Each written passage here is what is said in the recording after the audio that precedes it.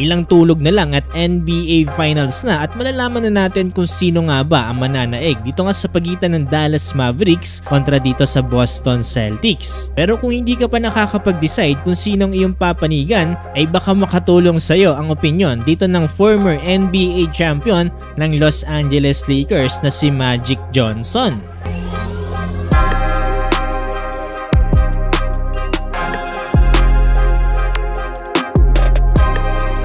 Isa na nga ata ang tapatan ng Dallas Mavericks kontra dito sa Boston Celtics na pinakamainit na laban dito nga sa konferensya. Matapos nga ang era dito ng Los Angeles Lakers at Golden State Warriors ay mukhang meron ng bagong pagdidiskusyonan ang mga NBA fans. Paano ba naman kasi parehong takam na ngayon sa NBA Championship ang parehong koponan. Itong si Luka Doncic kung sakasakali ito rin ang kanyang magiging unang NBA Championship. Gain din para kay Jason Tatum.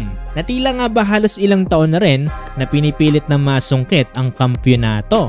Kaya naman hindi na naiwasan na magbigay ng opinyon dito nga ng former Los Angeles Lakers at isang NBA legend na si Magic Johnson. Para sa mga hindi nakakakilala, dito para kay Magic Johnson, nakapagkamit lang naman siya ng 5 NBA championships. Ito nga para sa Los Angeles Lakers nitong 1980s. Kaya naman ang mga masasabi niyang opinyon patungkol dito sa NBA Finals ay mayroong kapupulutan ng aral.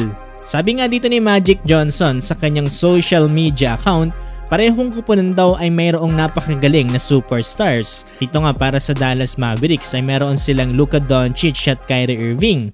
Samantalang dito naman para sa Boston Celtics ay meron silang Jason Tatum at Jaylen Brown. Pero kung overall nga daw kung edge ng talent ang pag-uusapan ay mapupunta ito para sa Boston Celtics. Dagdag niya kasi dito bukod kay Jason Tatum at Jaylen Brown ay meron ng Boston Celtics the next best players in the series. Ito nga ay walang iba kundi si Jrue Holiday at si Derrick White. Kung makakapaglaro pa nga daw ngayong NBA Finals itong si Kristaps Porzingis, siya naman ay magiging pangatlo sa pinakamagagaling dito sa Boston Celtics. Pero kahit nga in-acknowledge dito ni Magic Johnson ng Boston Celtics, buo pa rin ang paniniwala niya na kayang-kaya daw magkaroon ng upset dito ng Dallas Mavericks. Sabi niya nga dito, the Celtics are supposed to win the series, but I've seen the team with the most talent lose before.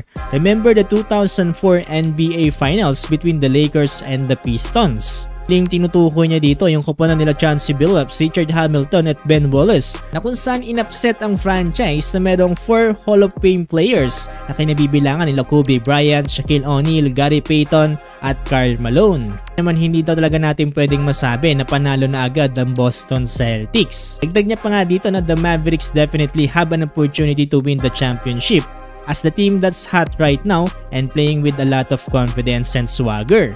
Pero yun nga lang hindi na nga daw kasi pareho makakalaban dito nila Luka Doncic at Kyrie Irving kagaya na lamang dito sa nakalaban nila na Minnesota Timberwolves. Dito nga daw sa makakalaban nila na Boston Celtics ay every starter dito is a scoring threat. Pero nga daw dito sa big difference ay hindi nga daw pwedeng i-afford dito ng Dallas Mavericks na ma-foul trouble dito sila Luka Doncic at Kyrie Irving. Dahil check daw na magiging malaking problema to sa magkabilang panig. Samantalang kabaliktaran naman daw to para sa Boston Celtics dahil kahit na foul trouble daw dito sila Jason Tatum at Jaylen Brown, kayang-kaya daw tungkunan ng kanilang bench. Lamang ilan sa mga opinion dito ng former NBA legend na si Magic Johnson dito nga sa mangyayaring NBA Finals dito nga sa pagitan ng Dallas Mavericks kontra dito sa Boston Celtics. Ano kung kayong tatanungin sang-ayon ba kayo dito sa kanyang mga sinabi?